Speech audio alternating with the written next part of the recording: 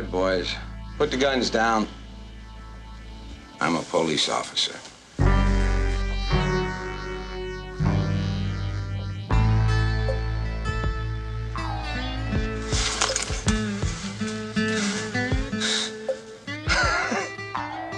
What do you know? Rent a cop from up at the college. You ain't even a real pig.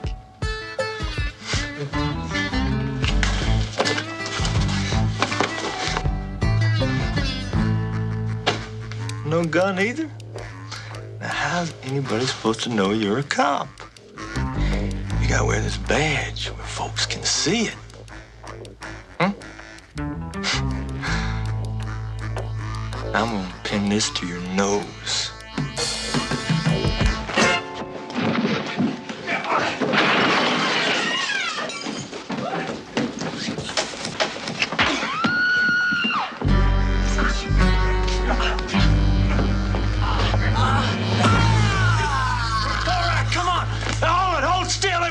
Fun's over. Okay, boys, let's get on with it. Cash register. Open it up. Don't move!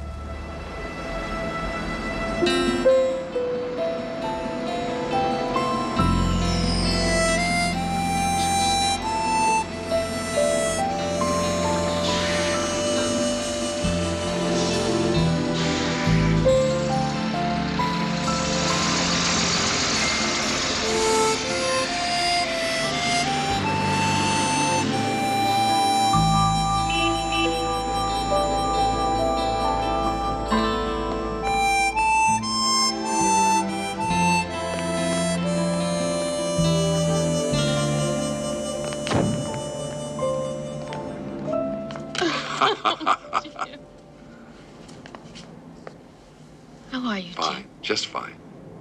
You look good. You look beautiful. Everything looks beautiful.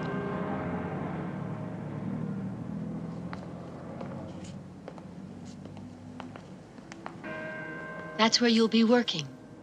Green. Lots of green. How's Quartz? In the hospital. What? Damn fool got his leg broke. Well, how did it happen? Get in the car, I'll tell you about it.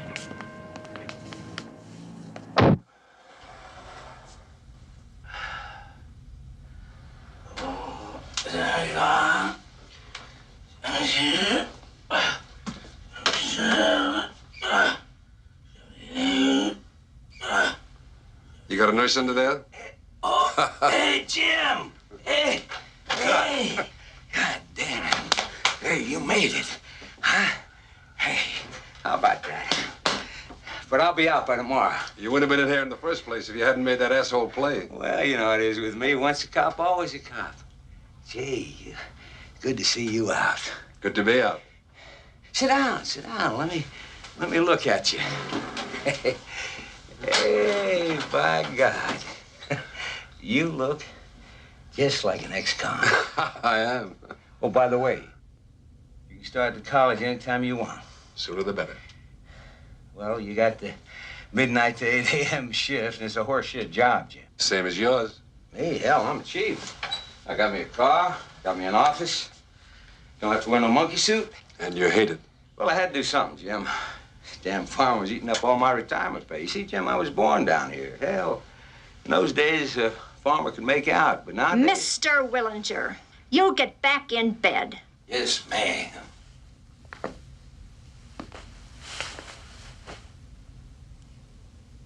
See you, Chief.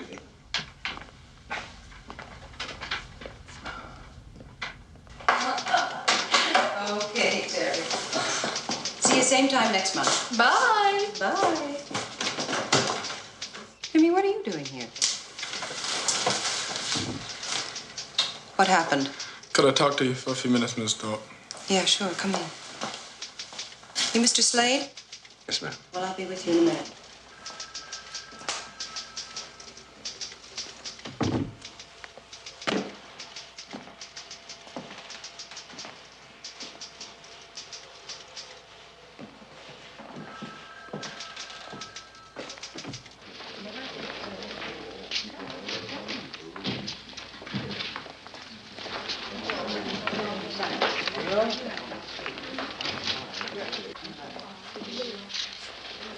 You tell him to call me back as soon as he gets off the line. I'm sorry about this, Jimmy. Look, you go back to work and I'll take care of it. Okay? Stay cool. Thank you, Miss Thorpe. Mr. Slade, you can come in now.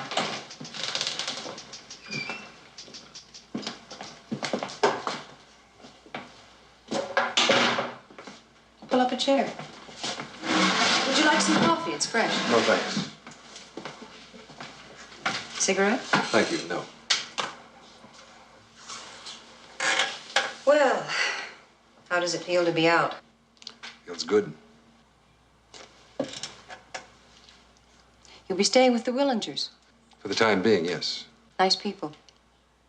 How's Quartz getting on? It's fine. He'll be home today. He's a brave man. Hello? Yes, Jack, I want to talk to you very much. Jimmy Gill was just in here. Listen, Jack, I was there. No, not later, right now. Damn it. Be back in a minute.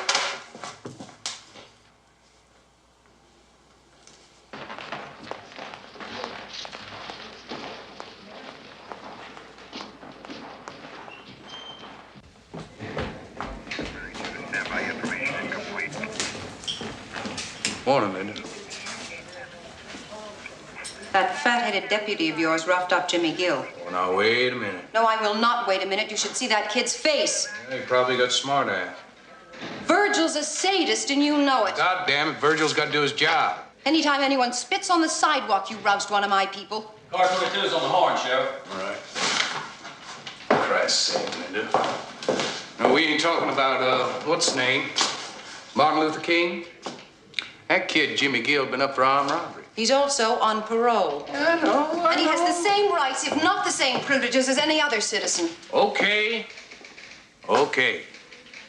I'll look into it. All right, Jack. But I'm warning you. If your people keep harassing my people, I'm going to take it upstairs. Have a nice day.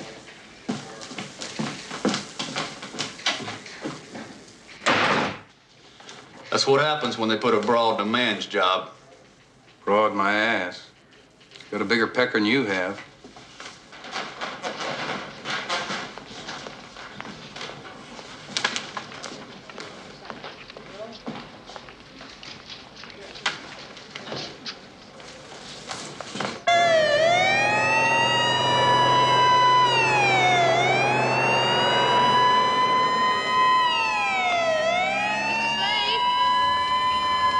Mr. Slade! Mr. Slade! You seem busy. I thought I'd come back later. I know, I'm sorry. We can talk now. Mrs. Thorpe, I think I can save you a little time. I know the rules. Immediately upon your release, report to your parole officer. I have. Only with the permission of your parole officer can you leave the county of your residence or change your address. Any change in employment must be approved by your parole officer. You shall not consume alcoholic beverages to excess. You shall not possess, use, or traffic in narcotic drugs. You shall not possess, use, or have under your control any deadly weapons or firearms. Wait a minute, where are we going? To catch my bus. You shall not operate any motor vehicle without a valid driver's license and the written permission of your parole officer. And that, Mrs. Thorpe, about covers it. Except for one thing. You shall not associate with former inmates of penal institutions or individuals of bad character. I guess I'll have to make new friends, won't I? I think you will. See ya.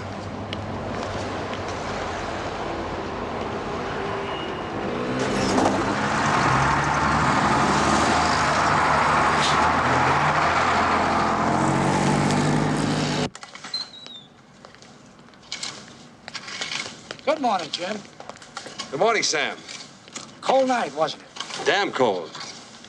Nights like that, Jim, you ought to stretch out on one of them cots in the boiler room. If I did, somebody sure as hell steal the school. And thou shalt not enter into heaven anything that defile it. And the Lord spake unto Moses, saying, the nakedness of thy father, or the nakedness of thy mother, shalt thou not uncover. She is thy mother, thou shalt not uncover her nakedness. The nakedness of thy father's wife shalt thou not uncover. It is wickedness. The nakedness of thy sister, daughter of thy father, or daughter of thy mother. There's been some complaints even in the girls' their dormitory. nakedness, Them's the thou sinners that should shalt heed the not word. uncover. Thank you. Damn whores.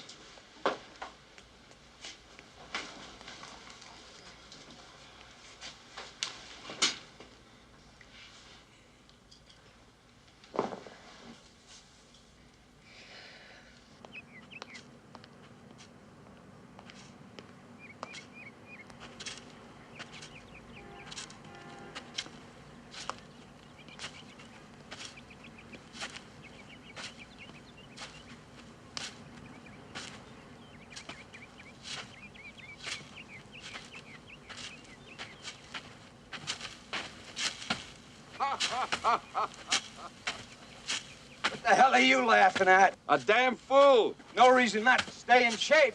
No, but you might fall on your ass and break your other leg. The hell I will, old buddy. I'm gonna be back on the job next week. You watch this.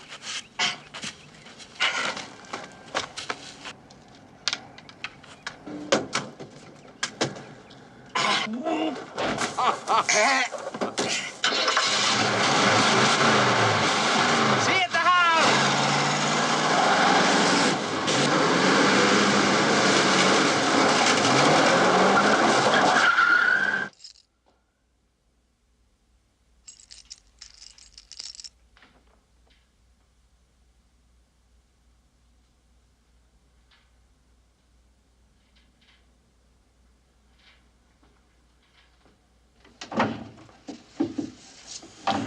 Morning, sir.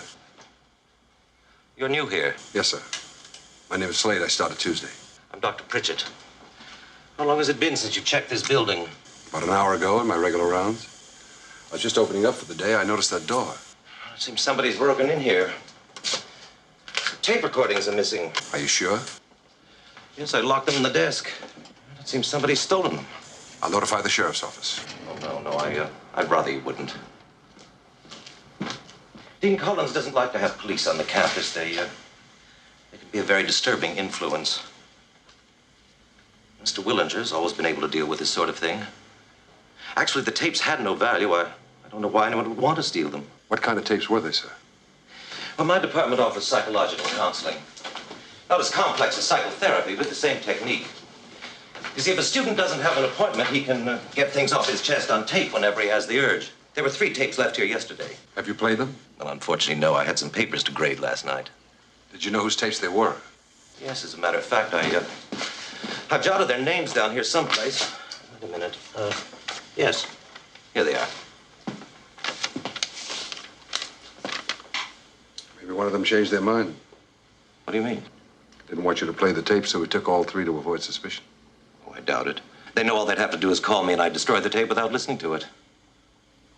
Damn it, I've got an early class this morning. They'll have to be notified, of course. Maybe I can be of some help. Would you like me to tell them for you? Well, that would be most helpful, thank you.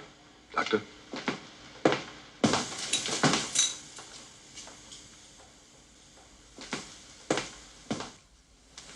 Oh, shit!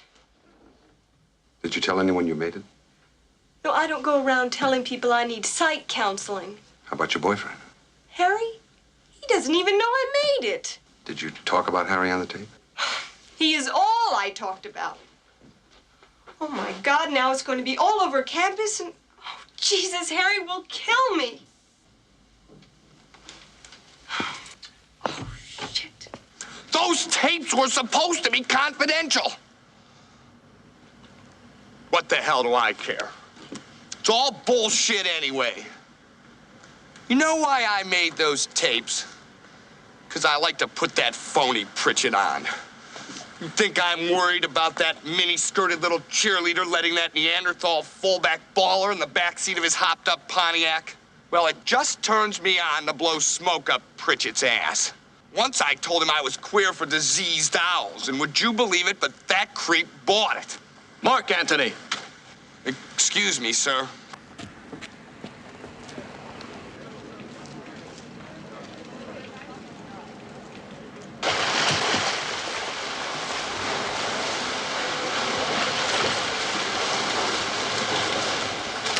I really can't see anybody breaking a lock just to get my tape. Was the lock broken? I'm psychic. You don't seem very upset by the theft, Miss Claymore. I'm not. It was mostly poetry, my own. I thought Dr. Pritchett might learn something about me from it. Miss Claiborne, I think it was your tape the thief was after. Why do you say that? You're much too cool. The other two students took it hard. I have to believe that nobody wants anything as intimate as a talk with a psychologist exposed. Amazing, Mr. Holmes. I think there was more than poetry on your tape, and that you know who took it. Fuck off.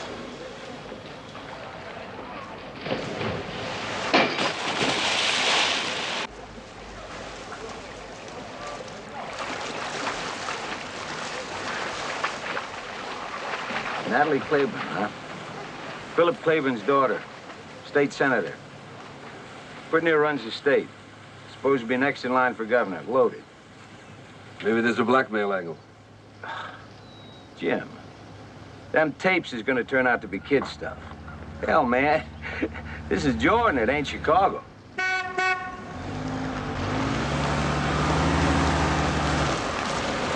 Morning. Don't get up.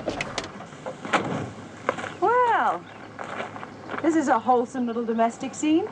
A joy to a parole officer's heart. You're just in time for lunch. Fresh trout. No thanks. This visit is official.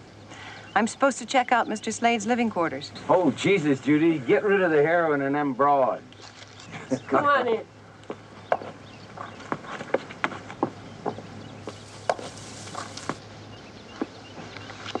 Who's her husband? Ain't one. Divorced. She from around here? Chicago. Chicago? Mm-hmm. Oh, she come here about a year ago. Who's she living with? You dig her, don't you? Well, don't you?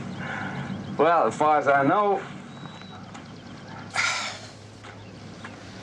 she lives alone. What a waste. I agree. Here's a little present for her. Wait till she takes Steve. Yeah, I caught 30 of them last week. And what the hell, Jim, with the price of meat for it? Yeah. Thanks. Are you sure you won't stay for lunch? No, thanks. Hey, we gonna get to keep him? Yeah, for the time being. I'll take a rain check on the lunch. Anytime. Well, that's what you're missing. I caught them beauties last week. Now, if you let them thaw, don't refreeze them, cook them. Yes, I will. Bye-bye, Judy. Bye. Mr. Slade? How's it going? Fine. Got my driver's license. Good. Still need your written permission, though. Go ahead and drive. I'll mail it to you. How's the job? It's okay. Not exactly like police work, is it? No, ma'am. It's a night watchman. Made any friends? Met a few people. Any female? Just you. You're due at the office on Tuesday. I'll see you then. Yes, ma'am.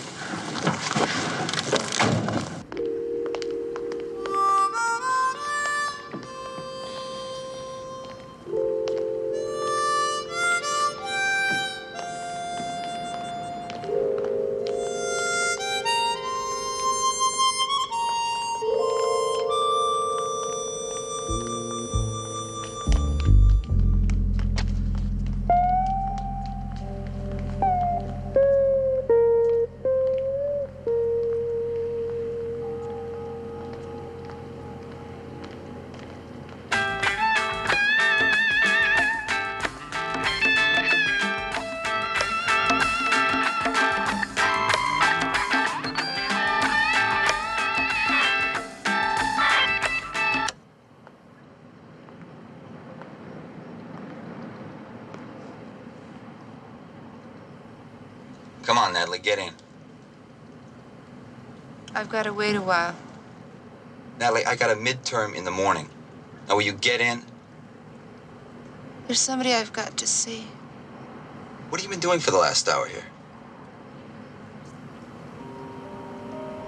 Dreaming of a white Christmas. Okay, Claiborne, who is he? None of your business.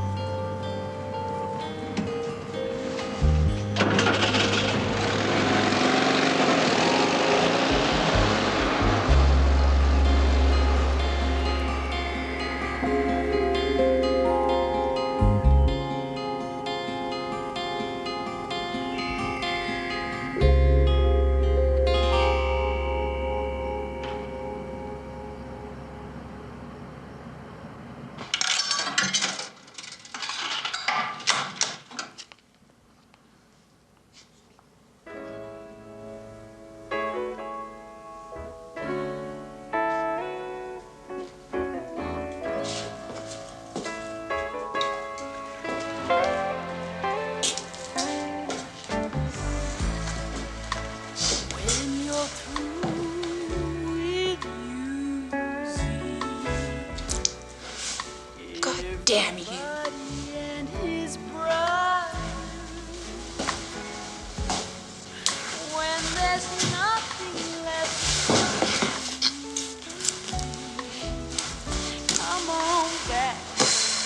You're supposed to be back on the campus by 12. You get a fink on me? I should. Bastard. Hey, pour me another.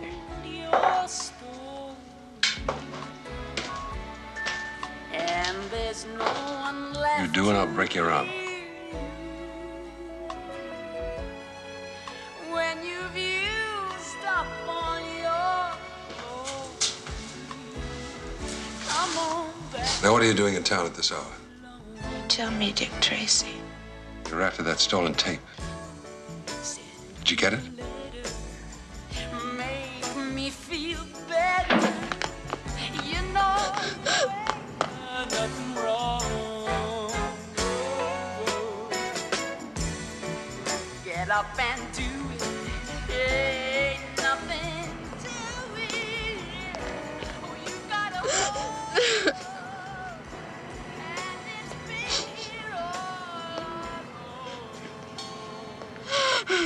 Miss Claiborne, why don't you tell me who took that tape? No. No.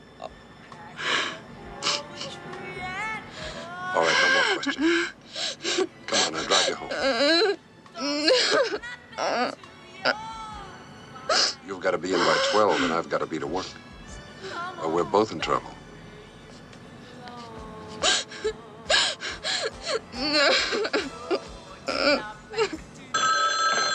Hello? He's just coming in. Hang on. What happened to you? I fell on my ass. Who's that? Dean Collins. Oh, the Dean. Yes, sir?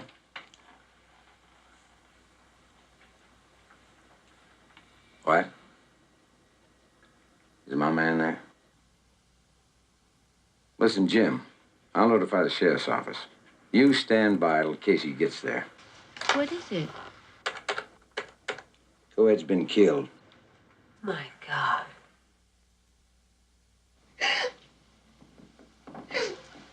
This is Betty Childress, Mr. Slade. She discovered the body. I know you had a shock, Betty, but if there's anything you can tell us. I came to wake Natalie. We had an early class. And she didn't answer when I knocked. So I tried the door, and it was unlocked, so I came in. And I found her like that.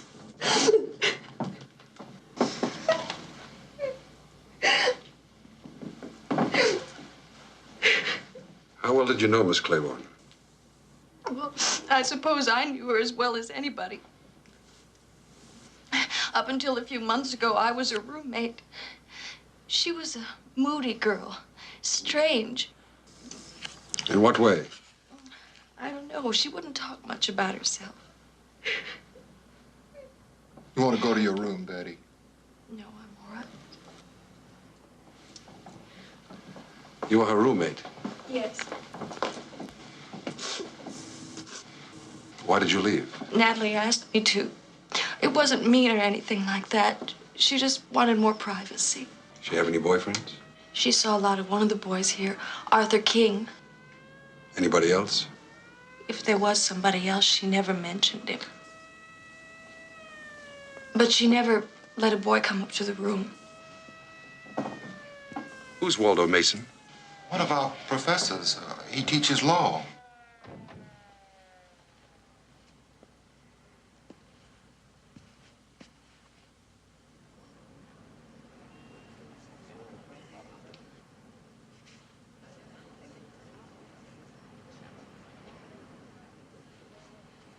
The sheriff is on his way up, Miss Childers. He'll want to ask you a few questions, but don't you be frightened.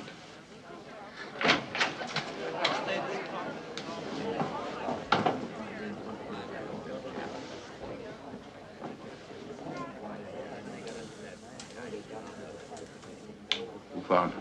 Miss Childers here. Did people touch anything? Why, no, Sheriff. All right, boy.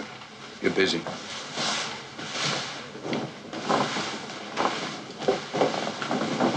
I don't know you. You new here? I'm on the midnight shift. I sent for Mr. Slade. Oh, yeah, Slade. One of Linda Thorpe's parolees. Chicago cop, weren't you? Yes, sir. Yeah, I heard about you. We're aware of Mr. Slade's record. Who else is here tonight? Just the janitor. And the gardener comes on about 6 in the morning. Dig him up, will you, Vernon? Yes, sir.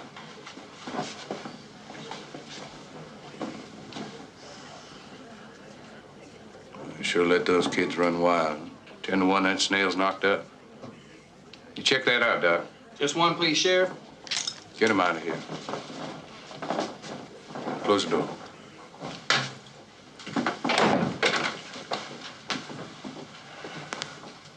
How'd you happen to find her? I already told Mr. Slade. You can go. Don't get lost. I'd like to talk to you later.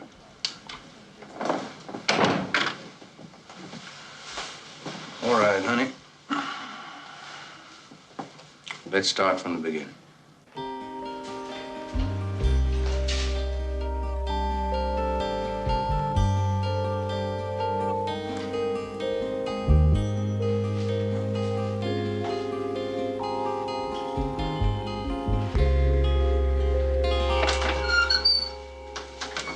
Come on in, Slade. I'm off now. You wanted to talk to me? Yeah, sit down. Come on, sit down.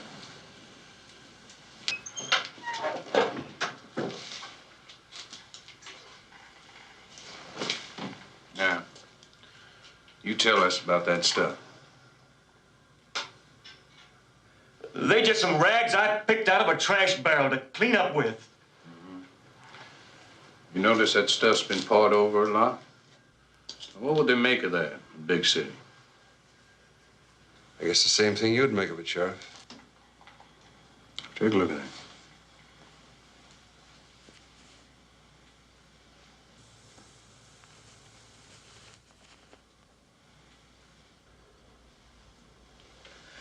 I read the good book, and I preach the gospel when the Spirit moves me, and I'm innocent of any crime in the sight of the Lord. Sit down and shut up.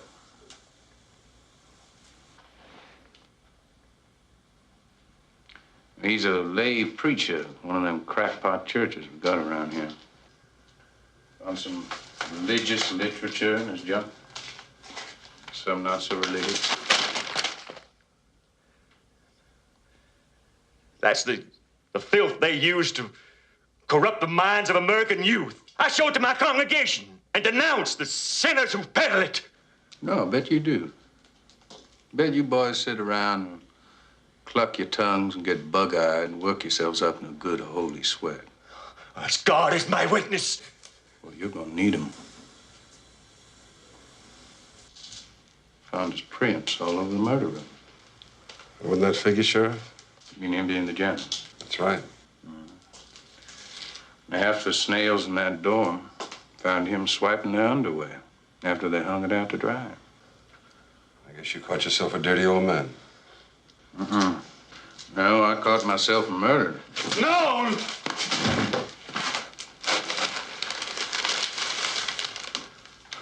You did yourself a little window shopping in that dorm last night. There's a light on in the Claiborne girl's room because she was reading. The harlot's room. Yeah, you had your eyes on that girl. I mean, she looked all honey and innocent on the outside. But you knew that her mind and her body were as full of sin as Satan's heart, huh? So you went up, knocked on the door, told her you were there to fix the plumbing. You probably had a wrench in your hand. Make it more convincing. So she let you in. And you made your pitch. But she called you a raunchy pervert, not the Lord's good right hand. And then she screamed. You cold-cocked her with a wrench. You gave her the punishment good Lord intended. No! Didn't you? No! Take him in, Rick.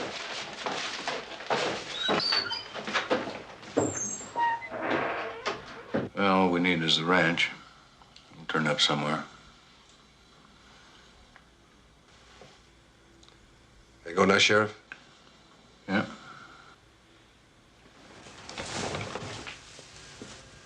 You don't think that's a man? No, I don't. 10 to 1 he is. You got a bet, Sheriff? Just don't underestimate Casey. He ain't no fool. He's not going to go to trial without tying the janitor to the murder weapon. He hasn't found one. Casey's a mean bastard. If he has to, he'll plant a wrench with the janitor's prints on it. I don't believe Ewing did it. Maybe not. You never know. What do you make of this?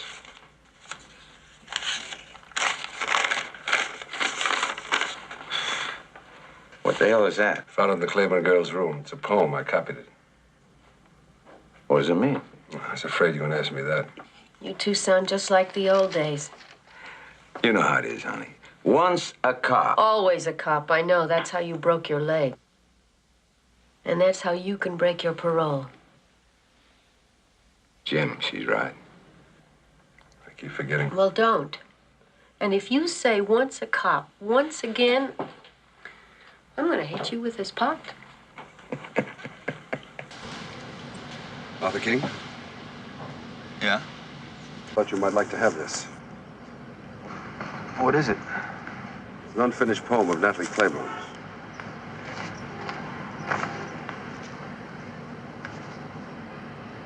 This isn't her handwriting. I copied it from a notebook in her room. I thought it might be meant for you. Why me? It was written to a lover. I understand you saw a lot of her. Mister, have you ever heard of the generation gap? Yeah. Well, it just got wider. Fuck off. What Natalie told me to do. Look, what is this bullshit? What are you after? Her killer? The sheriff's got her killer. I don't think so. I think it was ever she was writing this poem to. Well, she sure as hell wasn't writing it to me.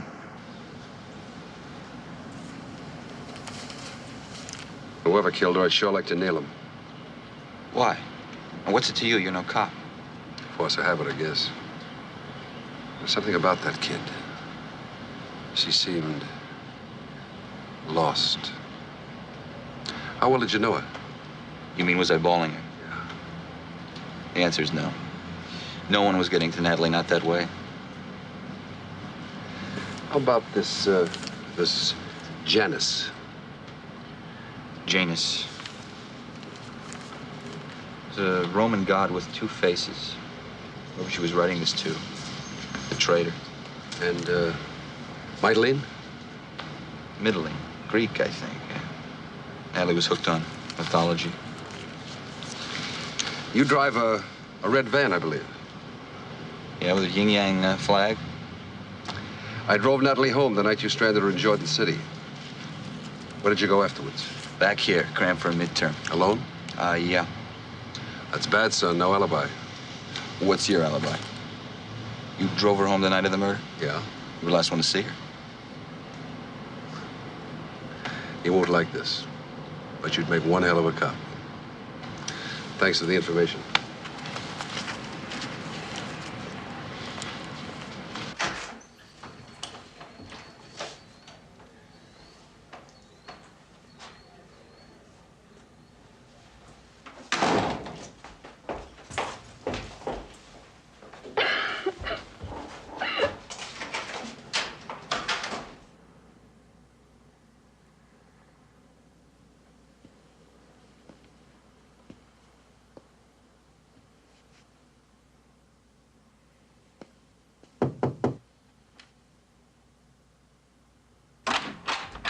Professor Mason? Yes? I wonder if I could... Oh, you're Slade. You're the new man. Well, come on in. Come in. Dean Collins and I were chatting about you last night at the faculty meeting. You have a very interesting background. You're investigating the Claiborne girl's killing? The sheriff is investigating the case. Yes, I understand. Perfectly. You know, I'm something of an amateur sleuth myself, you know. I read the newspapers. I look for clues between the lines. Like that book. You're wondering how it got there. No, I know how it got here. What I was wondering was why Betty Childers took it out of Natalie Claiborne's room, and how it got into Natalie Claiborne's room in the first place. Excellent. Coffee? No, thanks. Well, go on. Do go on. Let's see your deductive powers. This place looks like a co-ed trap to me. Natalie's been here. You'll into this book. Betty saw the book in Natalie's room this morning and realized that it tied you into Natalie. She was afraid the sheriff might spot it, so she brought it back to you. In fact, she cared so much about you that she was crying just now as she left. She was jealous. By God, regular PhD of a night watchman. Listen, I teach law mostly, but also criminology and penology. Those are my real interests. Now, how about you giving a couple of guest lectures to some of my classes? It'd be a breeze for you. Make them question and answer sessions, if you'd like. Professor, you've been playing around with Betty Childers? No gentleman will answer that question. You just did. Touché. How about Natalie? Oh, Mr. Slade, I am a connoisseur of young girls. Not statutory rape young, but young. However, it was Natalie who chased after me. She was in love with you? No, hell no. I had some crazy idea I might be her father. Father?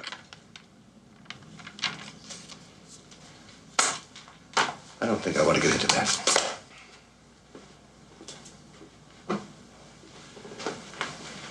You started the game, Professor. So I did. Does that oblige me to finish it?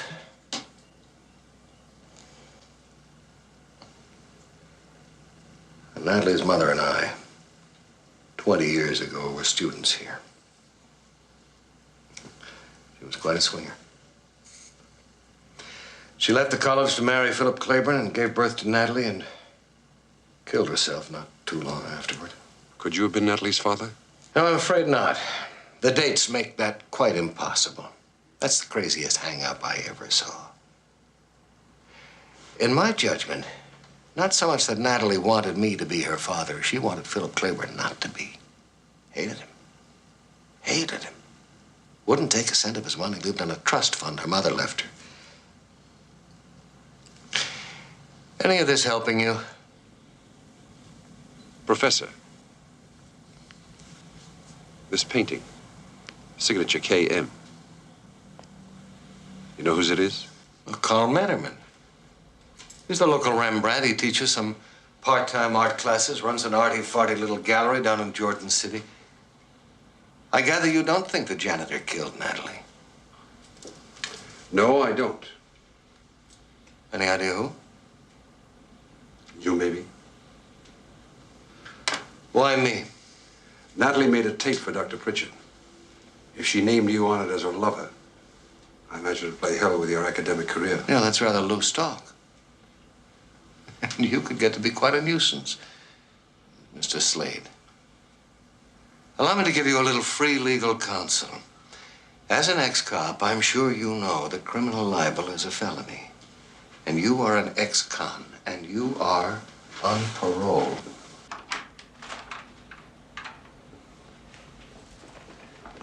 Thanks for the information, Professor. And of course, for the advice.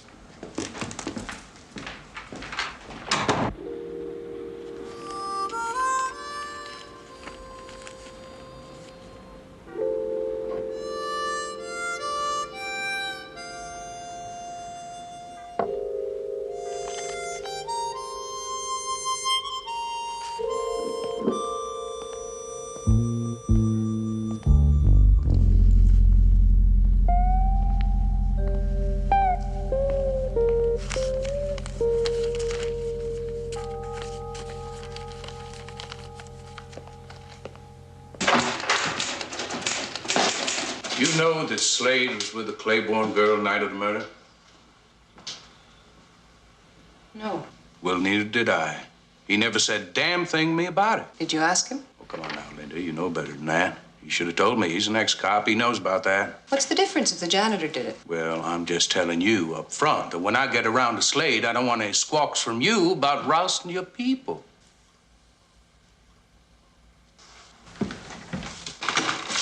Mr. Lamont. Oh, Sheriff? Reports? Linda Thorpe. Has Jim Slade left yet? He's not due until 6 o'clock, but I wanted to have a word with him first. It'll keep till he gets here. Okay, see you soon.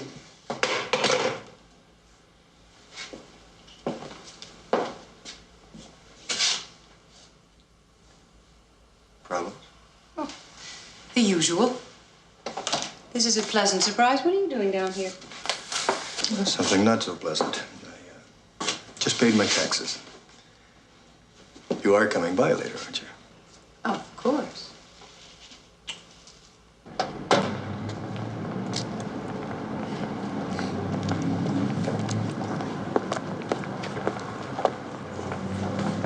Hello. Hello, am I late? Not a bit. Eddie Lamar, Jim Slade. Mr. Slade? Lamar's. I passed your place. Well, next time, drop in. I'll buy you a drink. Thank you, I will. See you later. Bye, Eddie. Let's walk. He's a good-looking man. Isn't he? Boyfriend? He's married. Boyfriend.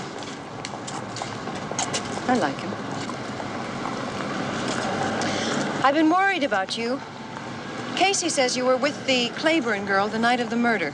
That's right. She was stoned. I drove her back to the dorm. Great. Well, it seemed the least I could do. Mr. Slade, being a good Samaritan is a luxury a parolee can't afford. Especially with a mixed-up kid like Natalie Claiborne. You knew her? I was her probation officer for 3 months on a marijuana rap. I handle things like that for the school. Dean Collins likes to keep it out of the sheriff's office. Did you get to know her well? Not really. She never talked about herself much. Casey's going to give you trouble. And if it gets too rough, I want you to come to me. Thank you. I will. Is that all? Yes, I think so. Good night. Good night.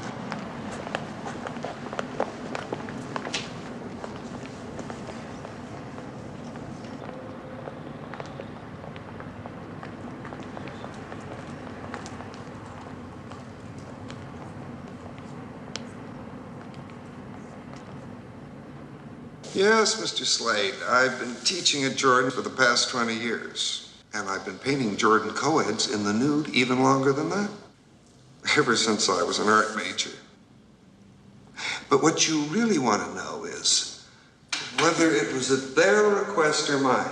Now, am I right? No, sir. That would be none of my business, Mr. Metterman. Drink? No, thanks. Artists, Mr. Slade, do not always have affairs with their models.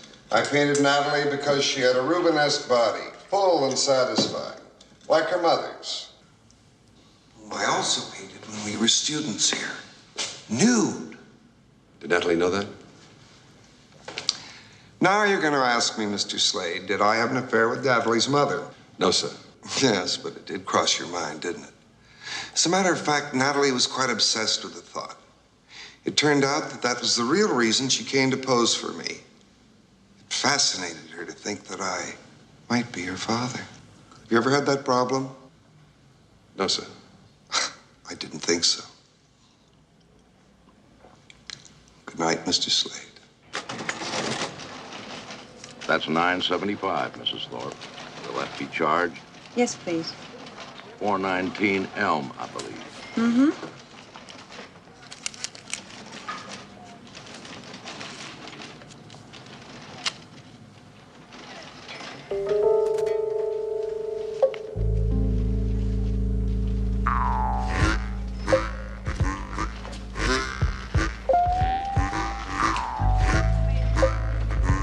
Mrs. Thorpe?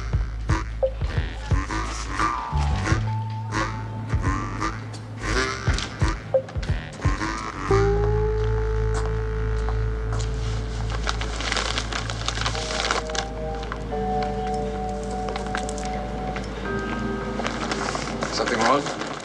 No, nothing. Were you waiting for me? Where's your car? Oh, well, I only live a block from here. I walk to work. I'll walk you home. Which way?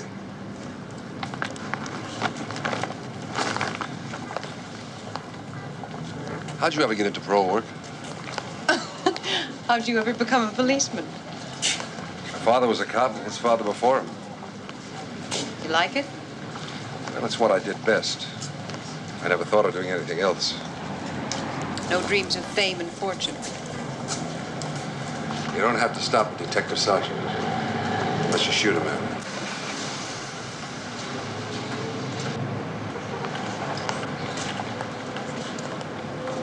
That doesn't seem like you. You're a cop. You live 24 hours a day with violence. You get used to violence. Yes, you do.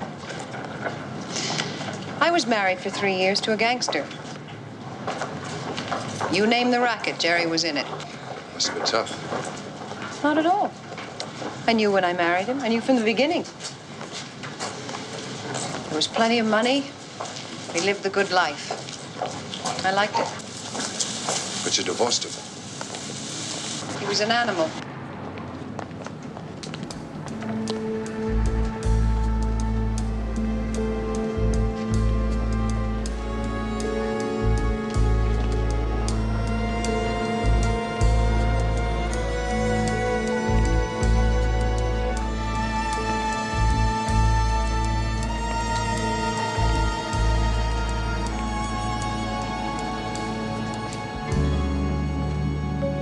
For 19 Elm, Leroy.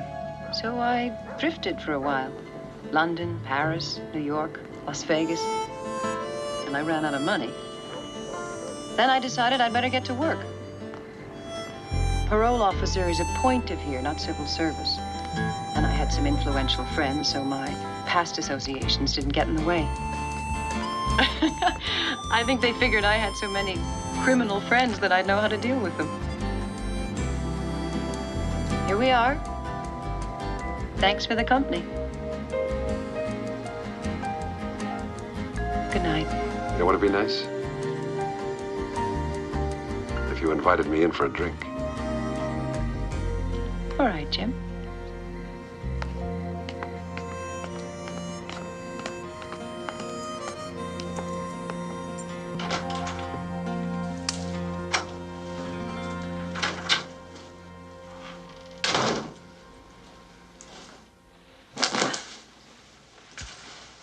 Kitchen's in there.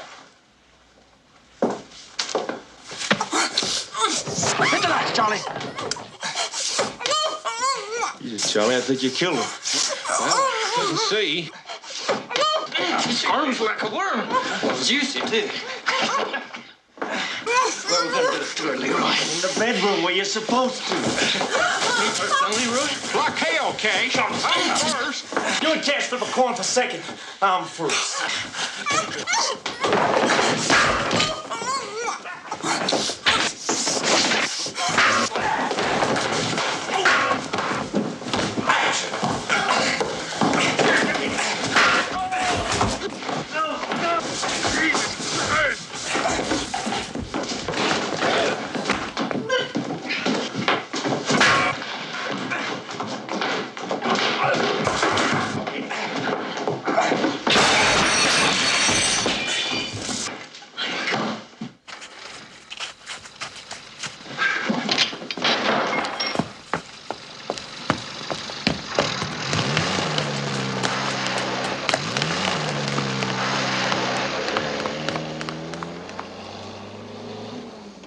you all right? Okay. Let's go inside. I'm going to call a doctor. Oh, that's all right. Give me It's this. just a cut. Sit down.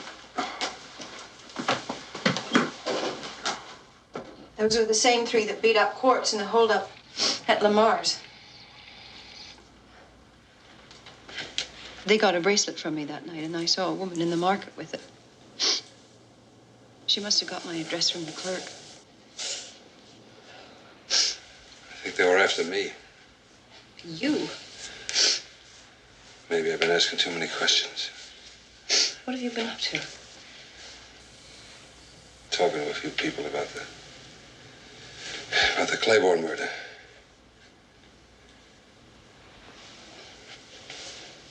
Jim, listen to me. You're not a cop anymore. I want you to go to Casey and tell him everything you know and stop behaving like a goddamn fool. Okay. Oh, I'm sorry. I haven't even thanked you for what you did.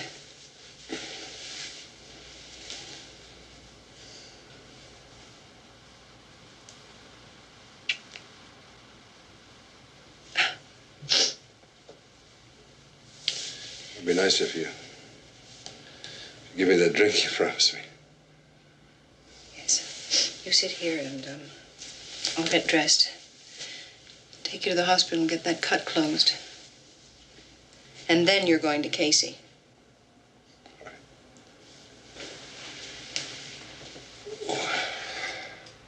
Can't say I blame him. Linda's good-looking broad. I want them guns dusted for prints. Now, wait a minute, Slade. Casey, them assholes called each other by their first names. Leroy, Cash, and Charlie. Like they weren't afraid of being made, like they had connections. Ah, damn you, Slade. Ain't no hood's got connections in this kind. You know I'm gonna lock you up. Go ahead. I'll probably be a lot safer. Well, I damn well will, unless you got the right answers to a lot of questions. Where'd you take the Claiborne girl after you left the bar? Senator Claiborne's here, Sheriff. I'll get you later. You know where to find him. Senator Claiborne, I'm Sheriff Casey. My secretary, Mr. Swanson. The janitor you've arrested, I want to see him. Alone. Yes, sir.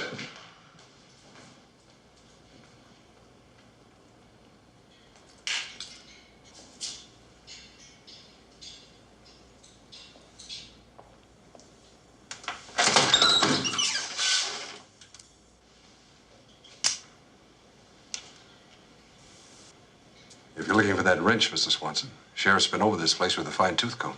Yeah, I know. He just gave me permission to go through all this stuff.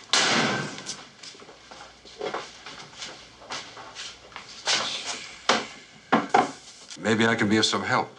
What are you looking for? Well, you never know what's going to turn up. Like a tape recording?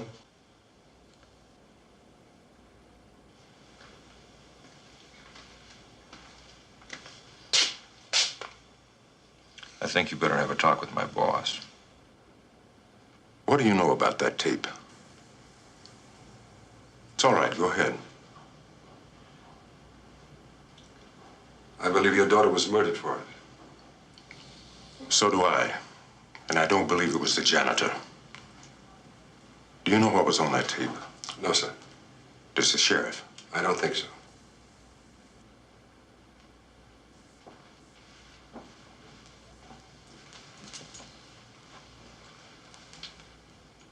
You don't seem like a mere night watchman.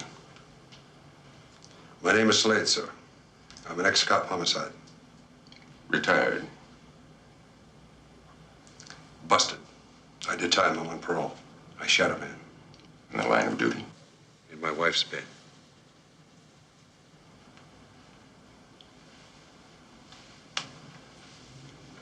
I got a letter from my daughter. Postmarked the day before she was killed. She was upset about something she'd put on a tape that was stolen. She was afraid the thief would try to blackmail me. Natalie got into trouble when she was 15. I had the option of letting her pay the penalty or buying her out of it. I bought was the kind of fix my political enemies could make much of. I want that tape. I don't care how I get it. If it's evidence in a murder case, Senator, the tape will have to be turned over to the DA. I'll worry about the DA. As Natalie's father, that tape is now legally my property. I'm not satisfied with the way this case has been handled. I want you to work on it. I can't do that, sir. I'm a parolee. Mr. Slade, I have considerable influence in this state. And I can be a generous man when I get what I want. What time are you off duty? 8 a.m., sir. I'm staying at Colonel Kravitz's cottage on the lake. I'll expect you. Good night.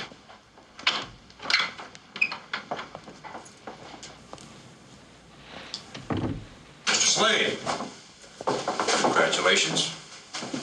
Welcome aboard. Well, you're going to accept now, aren't you? Did you hear what I said in there? I'm not sure that's wise, Mr. Slade. I happen to know there's a lot of money in this. A lot more than the senator implied. Money? I thought that'd interest you. I suggest you and I get together, have a little cup of coffee, have a little talk. Just between the two of us. Mr. Swanson, I don't know if you're on the take or just testing me for the senator. But either way, I don't like it. When does a legitimate secretary carry an automatic? You wait till the senator hears about this. I won't tell him.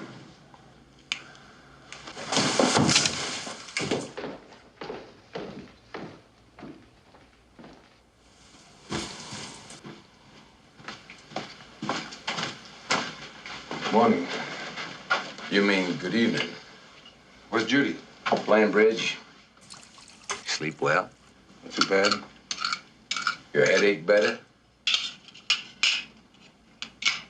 a little better. Just how would you like your eggs, Mr. Slade? All right, Quartz, let's have it. Well, let's see, sir. Your number of phone calls. Linda Thorpe called to express her concern for your health. And Sheriff Casey called and said he would be desolated if you left town. And Senator Claiborne phoned. He was deeply disappointed that you couldn't make your appointment this morning. And I haven't heard from them 3 lovely assholes that you spent such a lovely evening with last night, though I'm sure that their get-well cards is on the way. And then there were calls from 3 more of your conquests, Arthur King, Professor Mason, and Dr. Pritchett. What the hell did they want? It seems their pads were torn apart, and they figured that it was you looking for that tape. Carl Metterman call? No, why? Can I borrow your car? Sure. Jim, what's going on? Jim!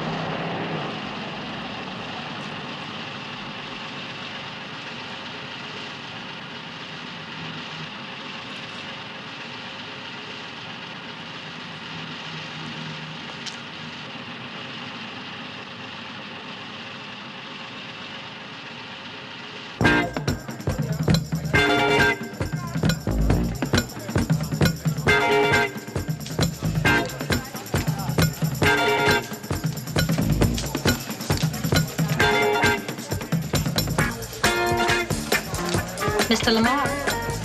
Mr. Lamar. Telephone. Mr. Slade. Yes? I'm sorry to trouble you, Mr. Lamar, but I've been trying to reach Mrs. Thorpe and there's no answer at her house.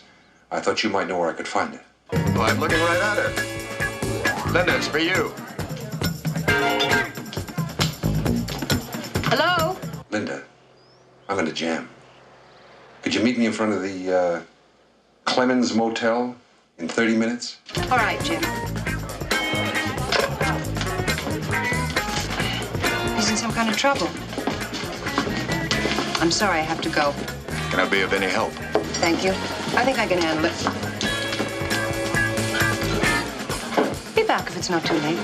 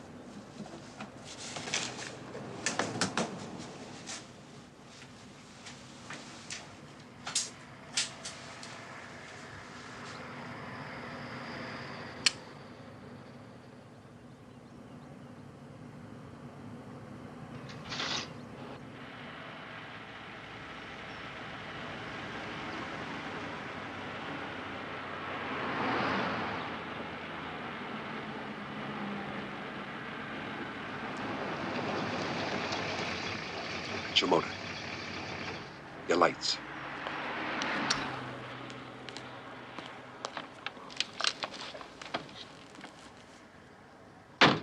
Linda, I'd like to borrow your car.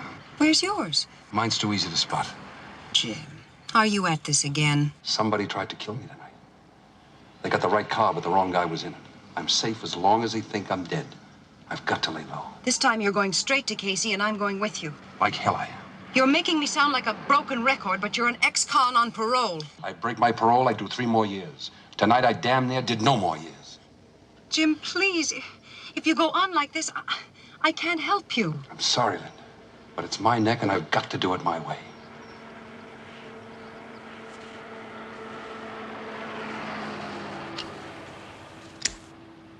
I'm not going to work tonight.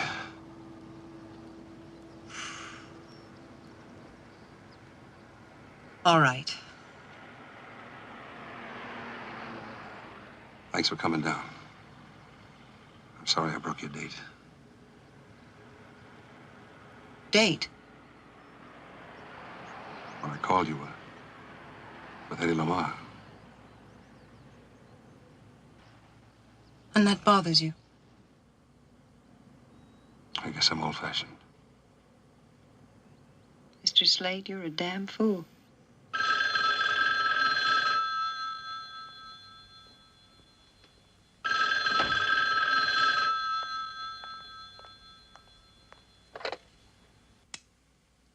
Hello? Yes, Eddie. No, it's too late for that. I'll see you tomorrow. What? Yes, Eddie, I'm going straight to bed.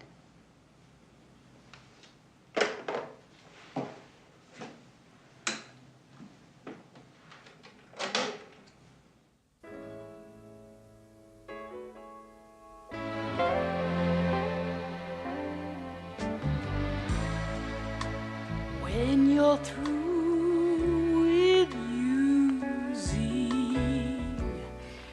everybody and his brother,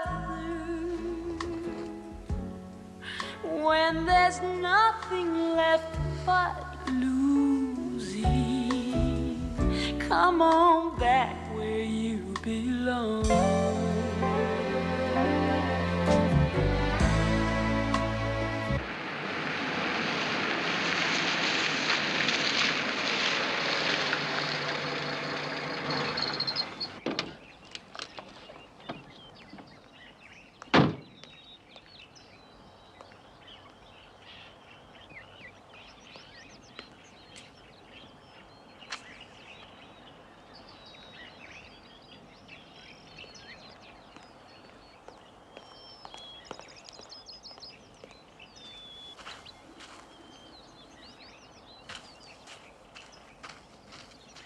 Morning, Senator.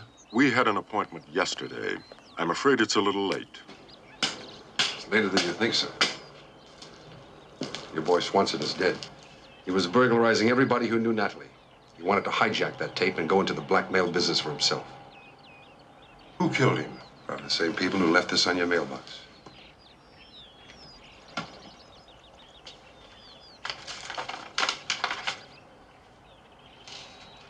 Excuse me. Yes, sir.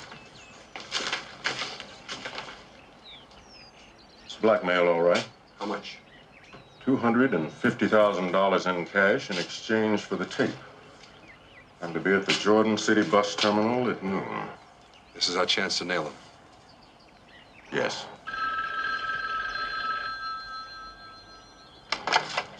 Hello? This is Senator Clavin. Who is this? I see. Yes. Yes, I understand.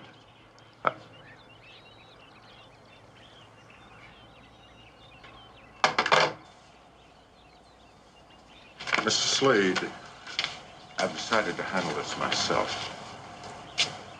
Because of that phone call? I'm going to the bank. I want your word you won't follow me. All right, Senator. Can I see that note? The deal's off if I involve anyone else. I think you better go. All right, sir. That's the way you want it.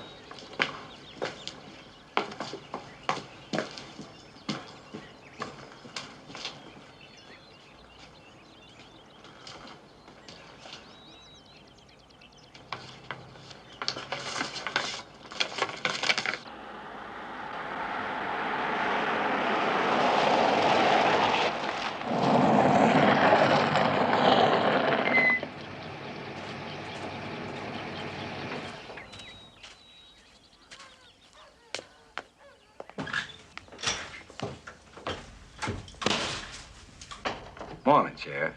Didn't hear you knock.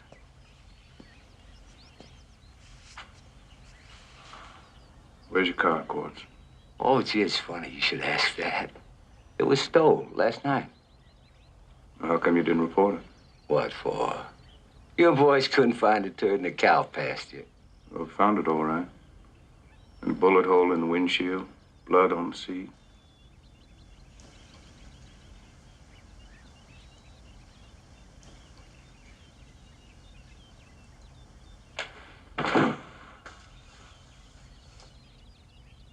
Slade up there. Got a search warrant?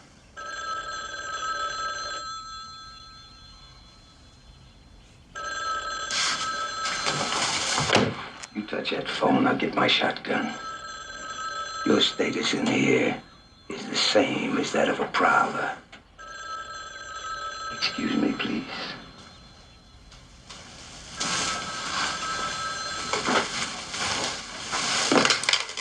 Hello? Oh, yeah. Dean Collins. Yeah, well, he's been a little under the weather, but he'll be back on the job tonight. Who's there? Casey? Yes, sir. I'm at Linda Thorpe's house. Call me back as soon as you shake him. I'll be glad to do that, Dean. Oh, Jack. I'd like to get my car back before your deputy strip it.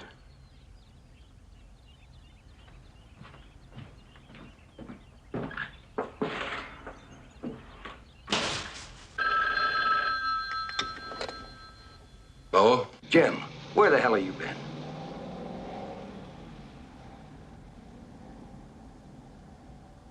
That's great.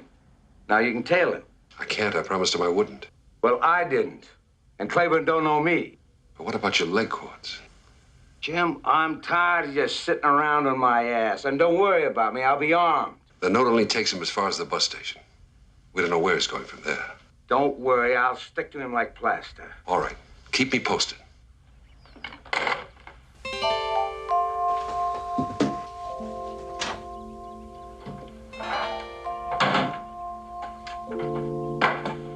Where do you think you're going with that? Hunting.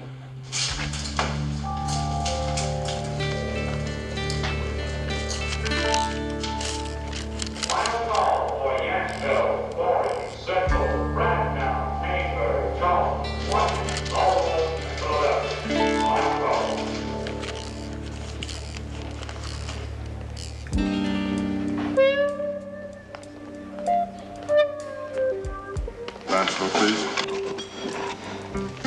$1.90.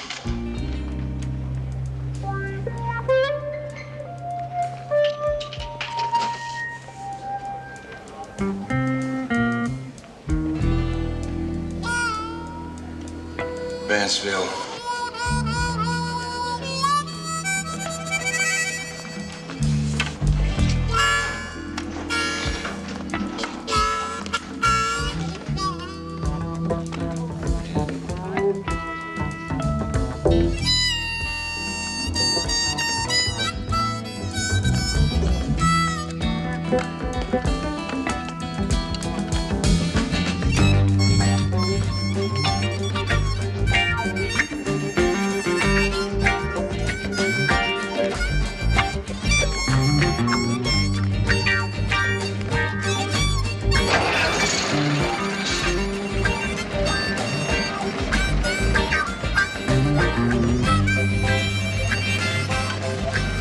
Hold it, driver. I'm on the wrong bus.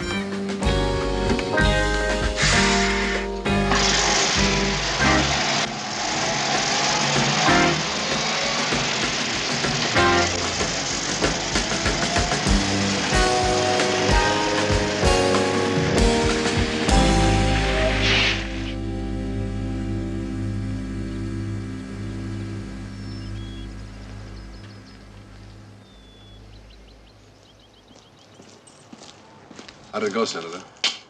Come on in.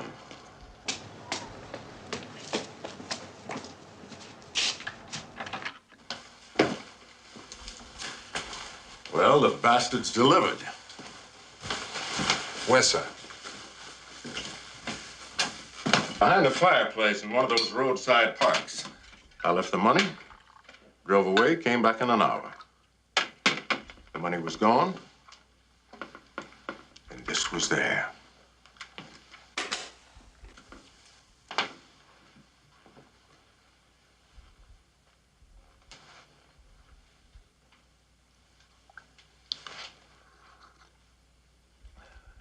Mr. Slade, you've been very helpful. I'm going to have my office send you a generous check for your time and trouble.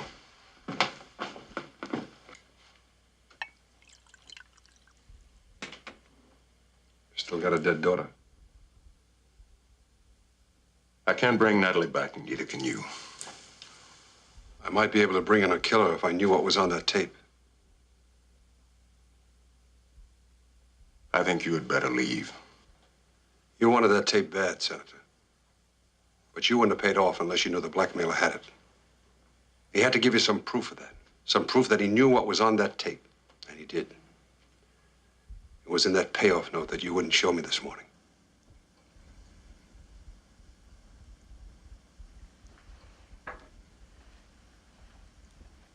You touch that note and I'll kill you.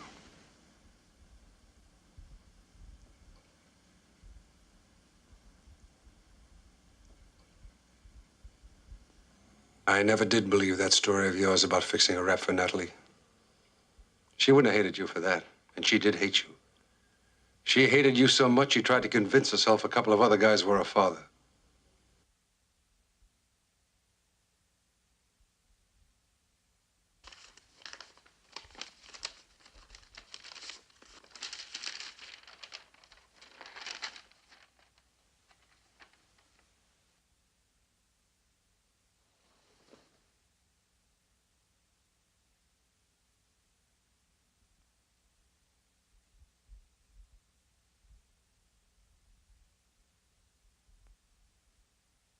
I love Natalie.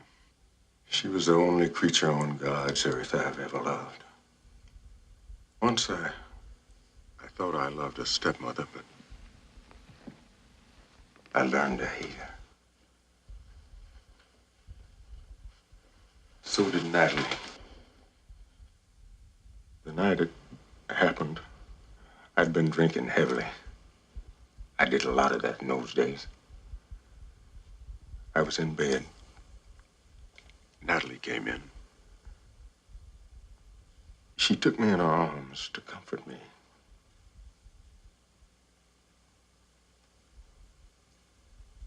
I don't know how it happened, but I know that I started to make love to her. But when I realized what I was doing, I stopped. Do you understand? I stopped.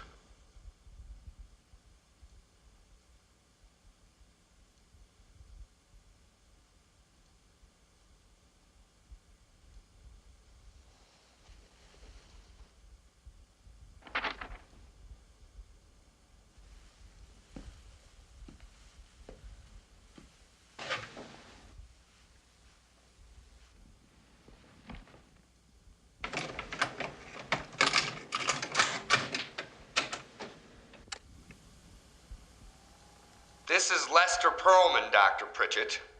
Why do I dig that little cheerleader? Why do I hate that big fullback? Last night, I paid $250,000 for that tape, Senator. But it's not the one you wanted. They've still got that.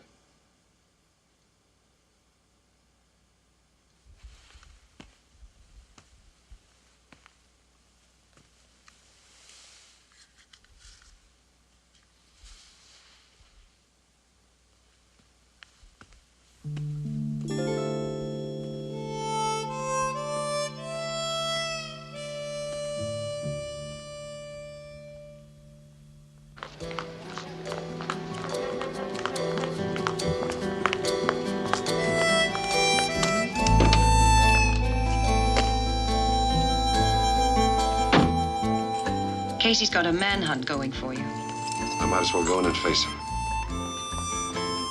What happened? I just left Claiborne. He paid off, but he got taken. First, we're going to go home and have some supper.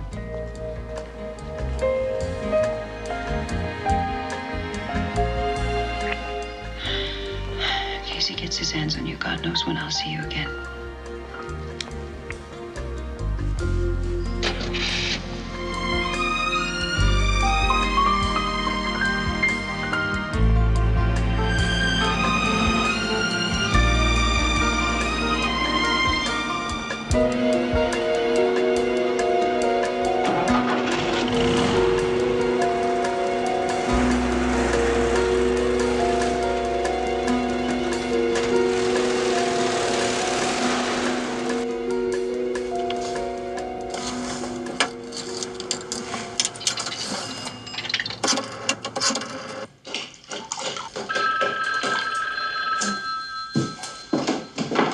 Hello?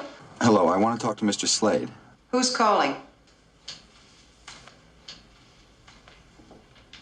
Jim, Arthur King.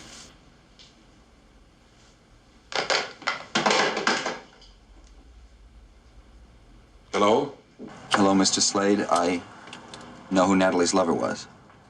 The key to her is in that poem she wrote. Tell me. No. You meet me and I'll lay it all out for you. Where are you? Well, you wait there for me. It'll take me about a half an hour. I gotta go. Where? Campus post office. Post office? Arthur King thinks he knows who Natalie's lover was. Who? He didn't say. But he might have something. I'll try to hurry back. Jim, be careful.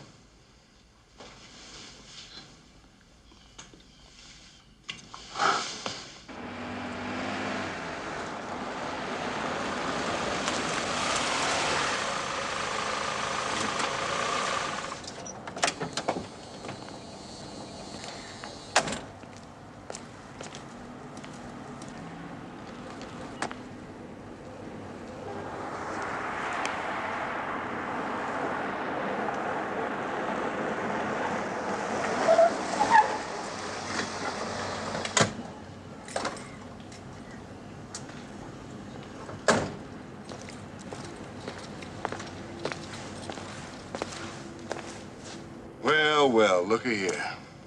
I finally caught you with your pants down. Bullshit, I just got here. And suddenly, what the hell are you doing here? I was cruising. Got a call somebody had a shot here.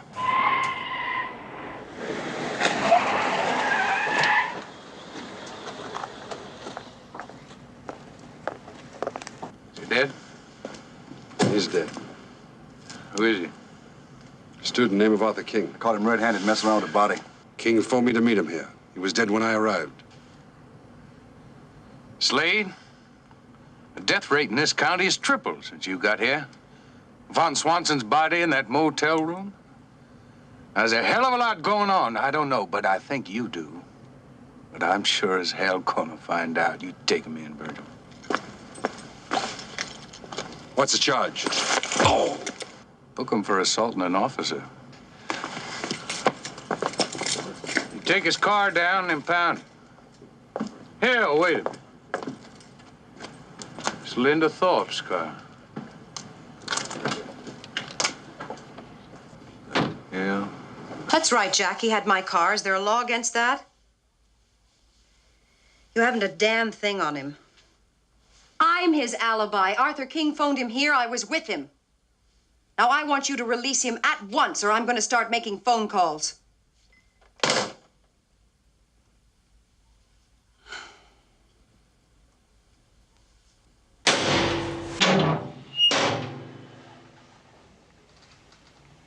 You've been sprung. By who?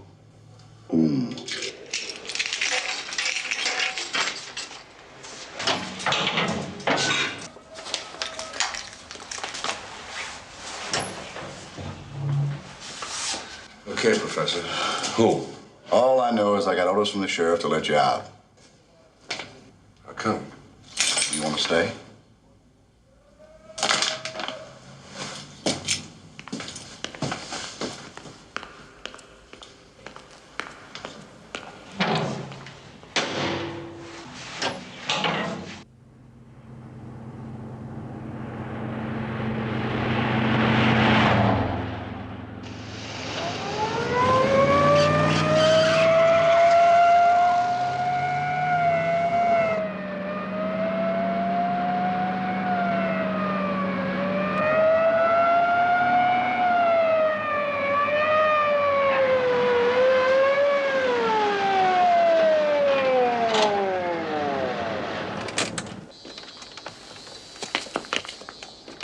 Casey?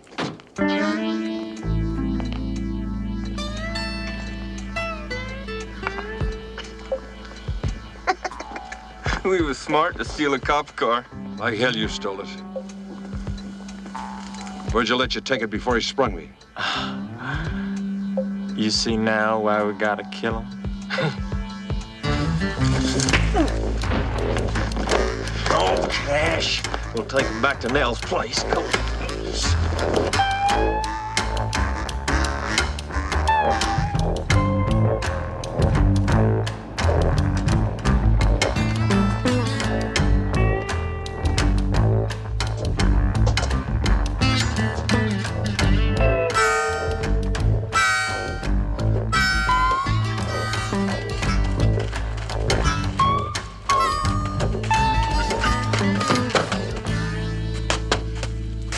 I gotta return Virgil's call. Now, you lay off of him till I get back. He's my meat. Nell?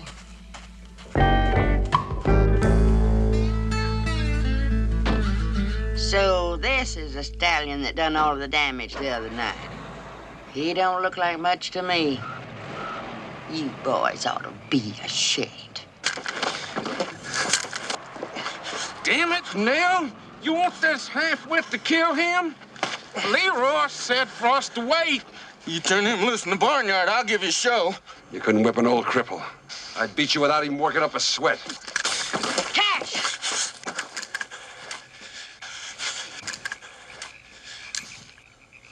You think we all mush Bryn like Cash? You just a baiting him so we'll turn you loose to fight. We'll just put him on ice till Leroy gets back. Put him in the cellar, boys.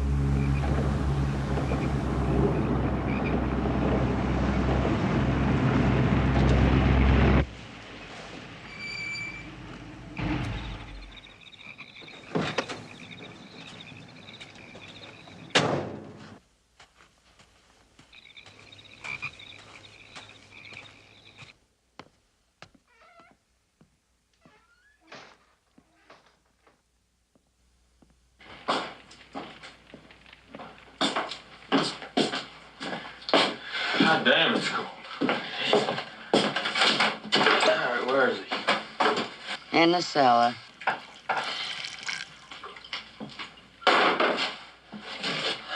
Let's get it over with. Hell, Leroy, he ain't going no place.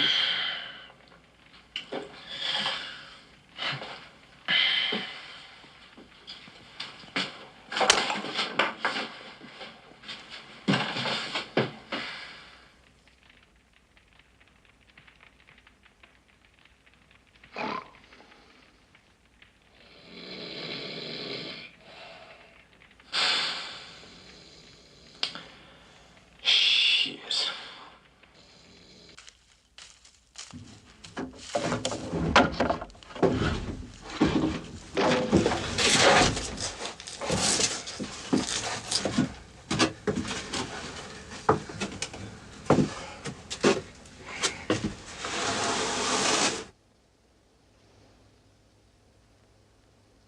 Where's your pals? He drunk up a storm last night. Didn't hardly give me a drop.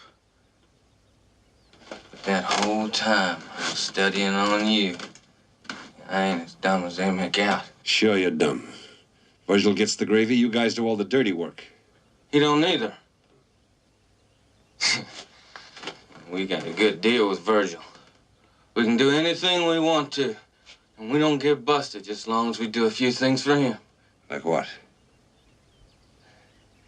You hold still. I'm gonna bust your arm at the elbow. It'll go just like kindling. Leroy will skin you alive for this. Uh-huh. I studied on that, too. They want a cripple for the fight. And that's just what I'm fixing to give them.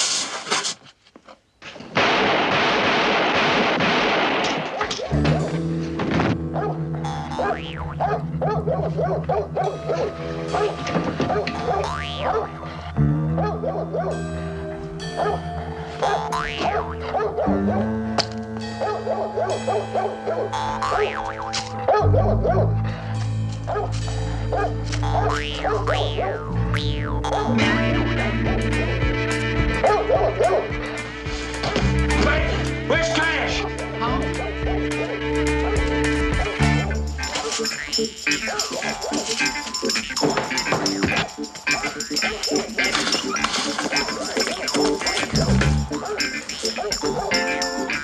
He killed Cash. He shot him. He shot him dead. Get the dog, Charlie.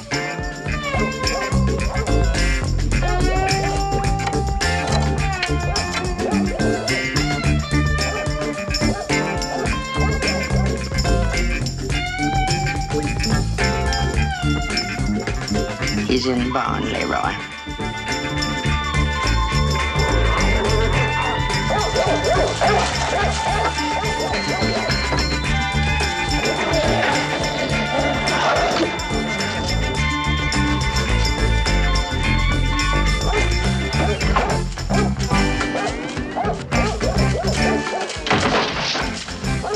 Go in and get him, Charlie.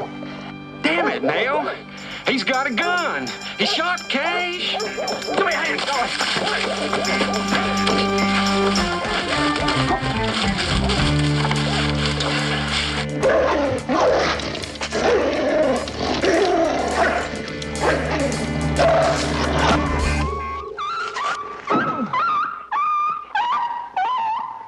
Son of a bitch killed a dog. Get your ass up there.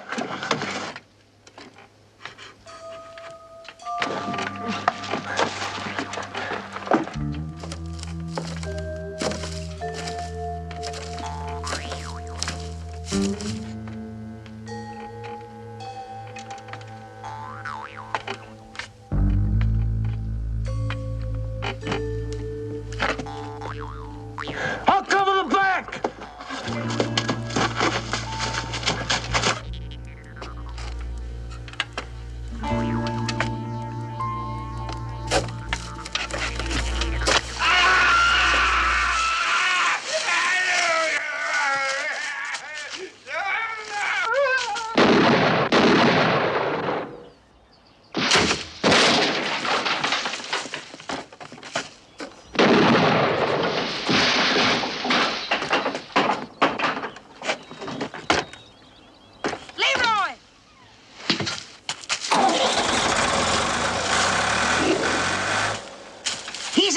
aftershed.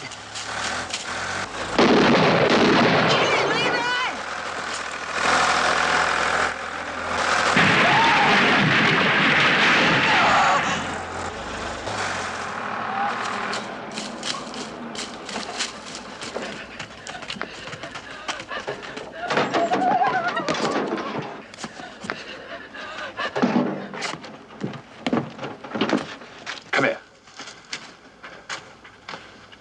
Now give me that bracelet.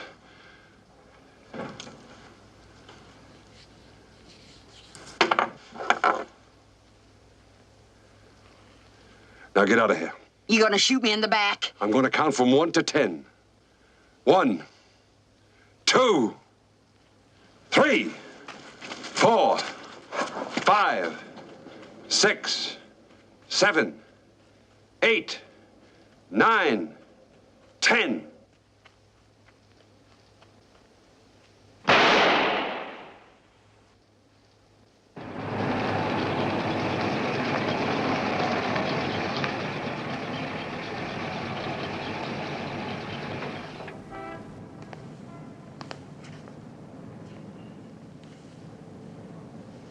Morning, Slade. We got a thumbprint off the key to Swanson's motel room. It was yours. You're under arrest. I just killed 3 men, Casey. I'm in no mood for any of your bullshit. Now, where's Virgil? Well, he's home, I guess. He's off this morning.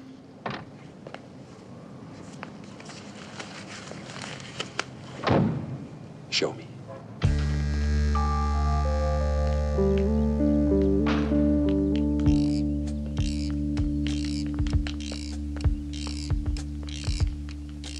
God, you're right.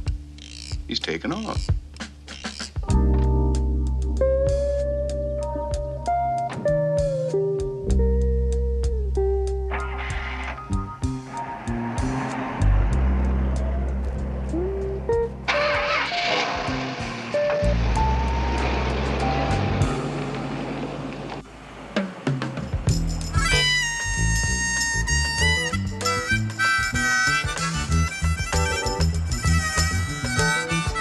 Roger.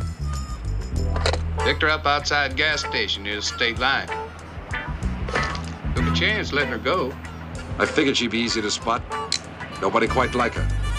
I wanted to give her plenty of time to tip off Virgil. You want to let me in on the rest of it? You'll have it all before the day is out. Now quit gabbing, you're gonna lose it. Slade, you ain't very good company.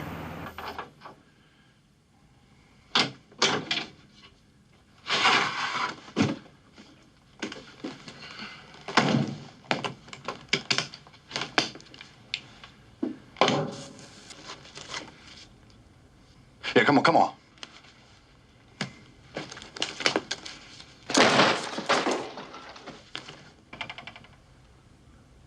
Don't say a damn word till I talk to my lawyer.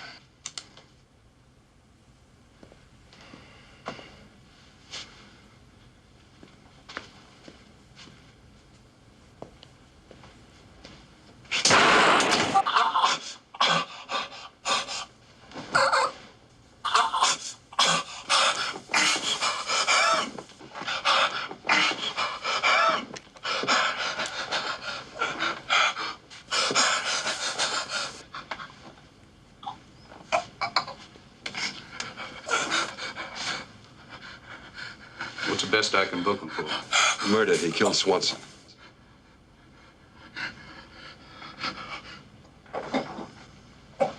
What about him? Murder. He killed Arthur King. You run a test on those guns, they'll check out.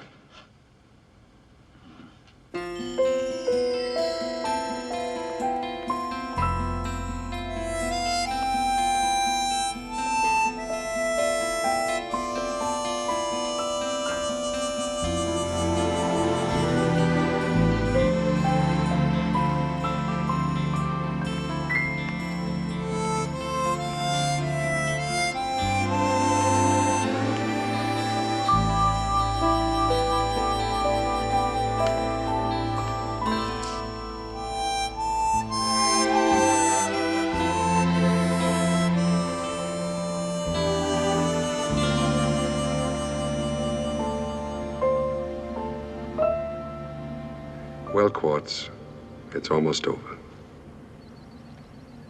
I had a lot of time to think last night in that cellar. I could tie Virgil in with those rednecks. But what about Natalie, Arthur King, Swanson? Then it hit me. I knew Virgil went out to Metterman's house that night to shoot me, not Swanson. Somebody set me up. And there was only one man who knew I'd gone out there in your car. It was you, Quartz. It was crazy. It didn't make sense. I tried to lose it in the darkness, but it wouldn't go away. So I went back to the beginning to see if I could make it fit. I started with why you went to Lamar's the night it was held up. Without Judy. It's not your kind of place. Unless you were there for a meeting with one of your partners, Lamar. The holdup was just a bad break. It took you out of action. But with me around, you could still stay on top of every angle. You'd be the first to know if anything went wrong. And I reported to you like an ass-kissing rookie. The jogging is perfect. You came up here early and you stole the tapes, and then you jogged. You had those tapes in your car that morning when you did that little circus act for me. When I found Natalie in the bar that night and brought her back to the campus in hysterics, you were tipped off, and you came up here to calm her down. I figure you didn't mean to kill her, just scare her. But she threatened to blow the whistle. You lost your head. You hit her with a crutch. You're good with those crutches, Quartz.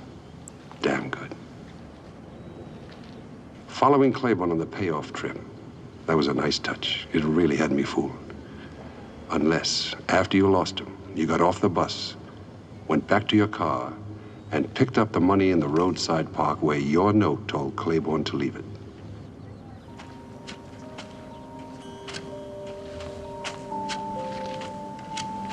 It was 5 o'clock in the morning by then. And Cash woke me up. I know I'd had a bad dream. But when we took Claiborne's money bag from Lamar this morning, Casey dusted it for prints. It wasn't a dream, Quartz. They were your prints.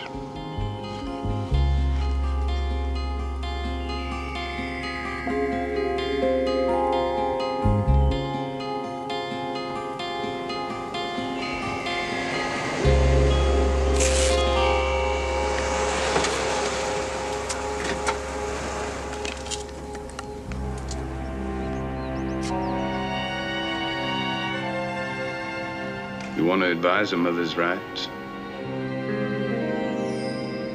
You're making the arrest, not me.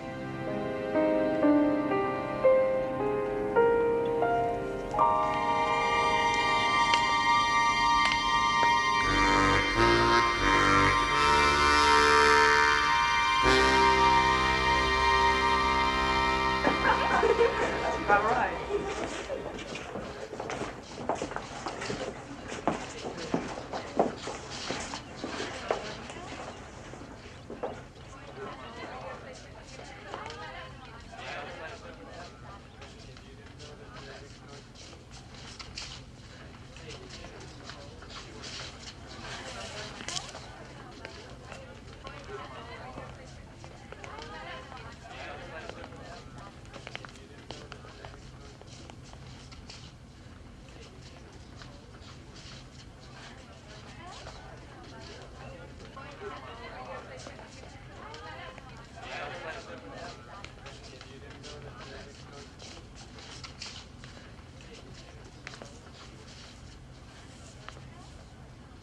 She's got a new mate. Seems happier. Yes, they get lonely, even as you and I. What can I do for you, Mr. Slade? Tell me about Natalie Claiborne. Told your story, and there's no one left to hear you. When you've used up all your glory, come on back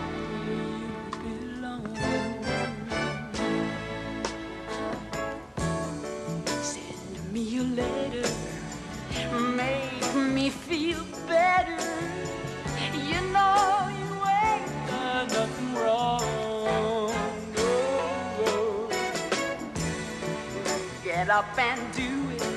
Ain't nothing to it. Yeah.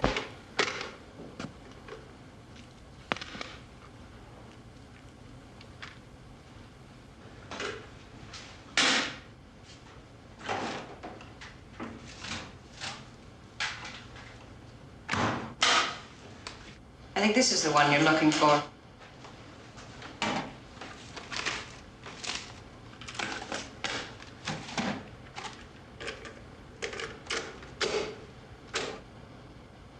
This is Natalie Claiborne, Doctor.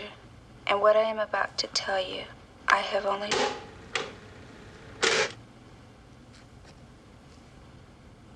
See, you've heard from Eddie Lamar's lawyer.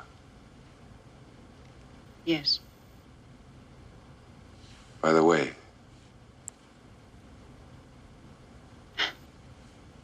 Shouldn't have bothered. It isn't worth much. now how do you like that? I went out and killed 3 men for it.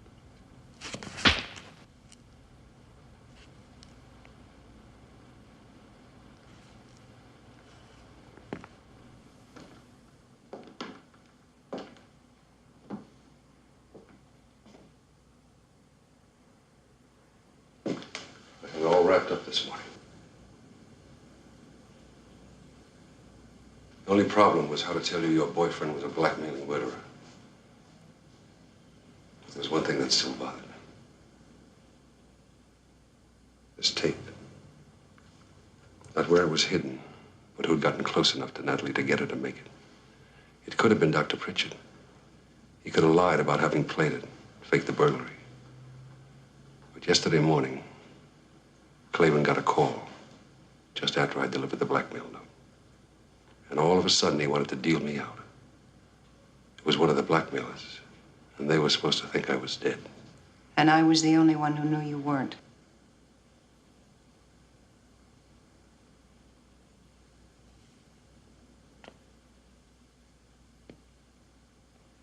You were Natalie's probation officer. 3 months. You're good at getting close to people.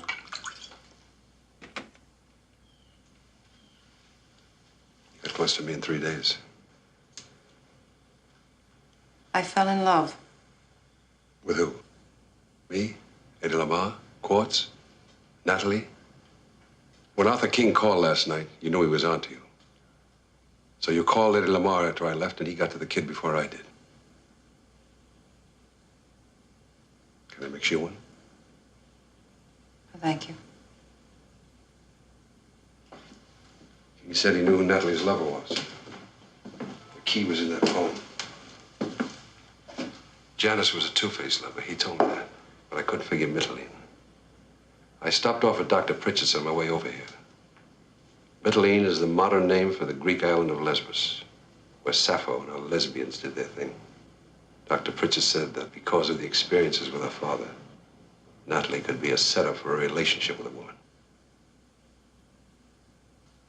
I know now that the night that I found Natalie here in town, she'd been to see you. Try to get that tape back. So you called one of your boyfriends, Quartz, and you asked him to shut her up. What took me so long to figure you out was those 3 killers jumping the both of us here in this house. I didn't know they were working for me. And neither did they. I believe you.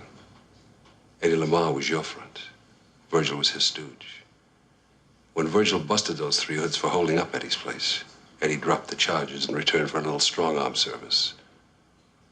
Like getting rid of me. I never wanted that. Tell me something. Were you and Eddie going to double-cross Quartz? I thought you had all the answers.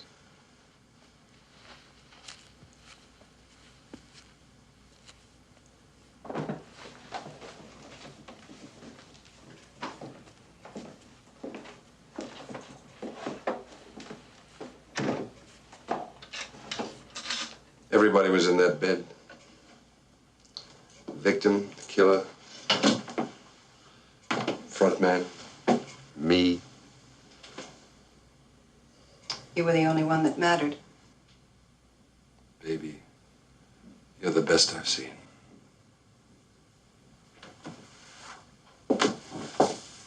Thanks. And you're a smart cop. Unfortunately, a smart cop is still just a dumb cop. All you had to do before you ran around arresting everybody this morning was think one step further.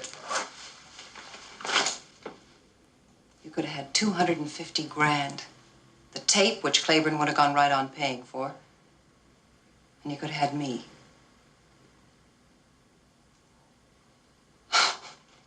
Jesus. That wife of yours must have had it tough up there on that pedestal. You didn't say so, but you were shocked when I told you that I would have stuck with my gangster husband if he treated me decently. What have you got out of all this, Jim? Cops pat on the back? Big deal. You killed 3 bad guys and pinched 3 more. 4. Counting you. Me? What have I done? I didn't steal any tapes. I didn't kill that girl. I didn't write any blackmail notes or pick up any payoff money. I didn't shoot Arthur King or Swanson. And I didn't pay those rednecks to lean on you last night.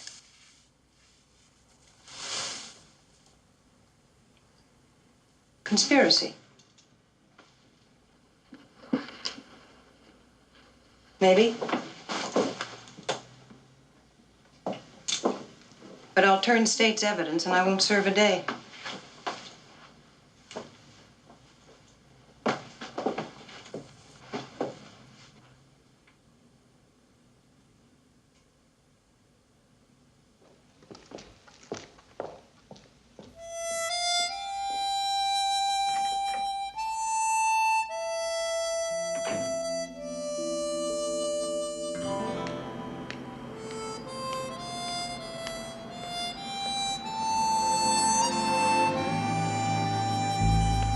Morning, Jack.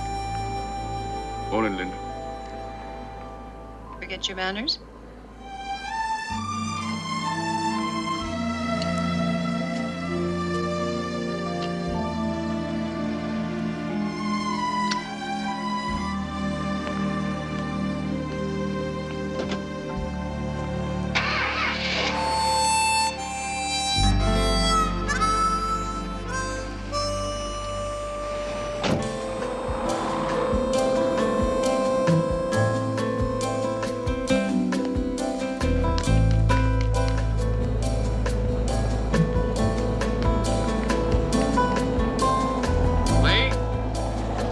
Talk to you.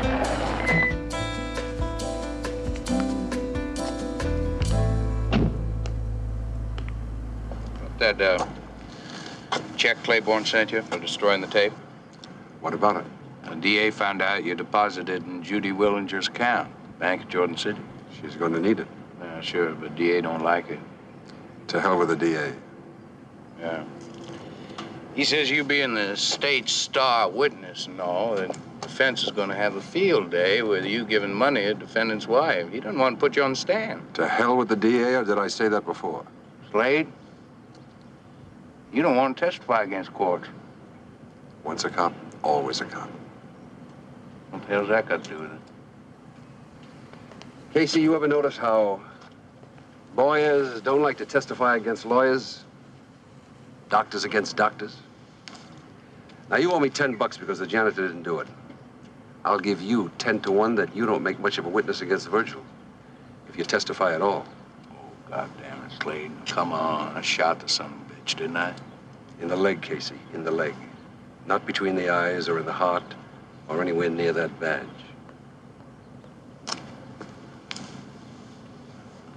Smart cop, Slade.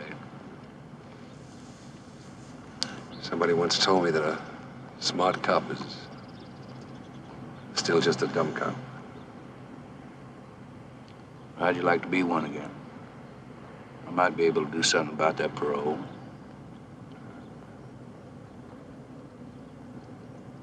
Look at Virgil's badge on my desk. Nobody pinned it on.